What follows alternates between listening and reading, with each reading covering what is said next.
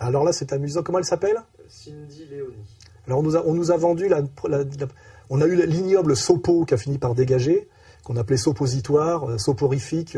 Le problème est de savoir si les passions interdisent de s'intéresser aux autres ou si les passions eh bien, laissent la place au fait d'être dans une logique d'altruisme, d'être dans une logique d'ouverture aux autres.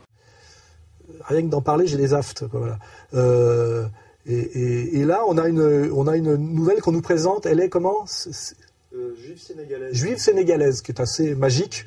Bien sûr, ouais, enfin, bien sûr. Je pense que c'est le lobby sénégalais qui s'est servi finalement d'une pauvre juive manipulée pour effectivement que les gens issus de l'immigration africaine puissent avoir le contrôle sur quelque chose qui en dernière instance les défend, qui est SOS Racisme. J'ai mis moi-même, qui vient de l'extrême gauche couillonne, comme Monsieur Rouillant, dont on parlera plus tard, des années pour savoir que Harlem Désir était en fait un juif ashkénaze alsacien qui avait été mis là par le Parti socialiste pour rouler dans la farine des mouvements légitimes au départ, on le sait, hein, qui s'appelait au départ la Marche des Beurs, venue de la banlieue lyonnaise, je crois, de Vénissieux, et qui était d'ailleurs au départ quelque chose fait par un prêtre ouvrier, enfin quelque chose de très sain. On sait comment ça a été entièrement retourné, manipulé par le Parti socialiste et les étudiants juifs de France via le collectionneur de montres Julien Drey, qui a échappé, qui a eu un rappel à la loi, mais dont on rappellera qu'il était capable à un moment donné d'acheter des montres à complications, 250 000 francs en liquide, sans pouvoir justifier d'où venait l'argent.